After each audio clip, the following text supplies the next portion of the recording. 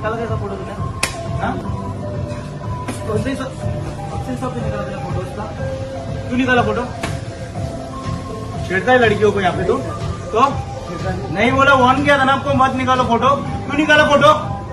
तेरी माँ बहन नहीं है घर पे? लड़की काय को नहीं आएगा कल से काम पे इधर? हाँ कौन बोला नहीं आएगा काम पे? कौन बोला? हे पण बोलले मला की मी काही नाही करू शकत, हे पण बोलले मी काही नाही करू शकत. अब्दुल सर मी काही नाही, म्हणजे माझी आपली चूक झाली. आपली आई बहीण आहे, जर हे आपली सेक्युरिटीने आमच्या आई बहिणीकडे मी कुठं चुकली? मी माझ्या सेफ्टीसाठी पोलीस बोलवलं आणि हे पण बोलले मी काही नाही करू शकत. पोलीस बोलला की गलत केलं, ते काल मला बोलले. फोटो निकालने का विषय काय जर पहिलं तर आहे ना, तुम्हाला लाज वाटली पाहिजे की एक जर पुरुष त्या महिलेचा फोटो कुठेही काढतो आणि ते डिलीट केल्यानंतर जर तिला सुरक्षित वाटत नाही तुमच्या स्टोअरमध्ये, मग म्हणून तिने पोलिसांना बोलवलं, तर तुम्ही तुमच्या लोकांनी किंवा तिच्या माणसांनी तिला सांगितलं की यायचं नाही उद्यापासून का? हे पण बोलले, हे काय तुम्हाला लाज वाटत नाही? मिसअंडरस्टँडिंग होता. आता मी कसलं मिसअंडरस्टँडिंग? तुम्ही पहिला याला सबस्टिट्यूट करा. हा दिसला नाही पाहिजे, हा दिसला नाही पाहिजे. कान पकड इकडे इकडे पहिले इकडे अशाने ठेवणं जायचं ना. ते आई बहिणाला माफी माग.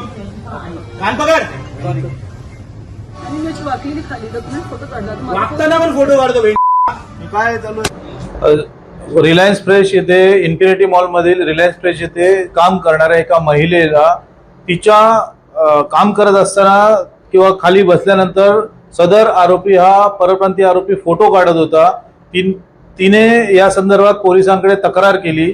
पोलिसांनी त्याला फोटो डिलीट करायला लावले, परंतु समज दिल्यानंतरही त्या महिलेला कंपनीकडून कामावरून काढून टाकण्यात आलं. वस्तुतः त्या परप्रांतीय कर्मचाऱ्यावर कारवाई केली पाहिजे होती.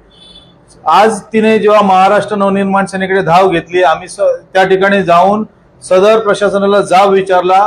त्या परप्रांतीय कर्मचाऱ्याला चोप दिल्यानंतर कंपनीने त्या महिलेला पुन्हा कामावर घेतलं व त्या परप्रांतीय कर्मचाऱ्याला त्या रिलायन्स फ्रेशमधून काढून टाकण्यात आलेलं आहे. एबीपी माझा, उघडा डोळे बघा नीट.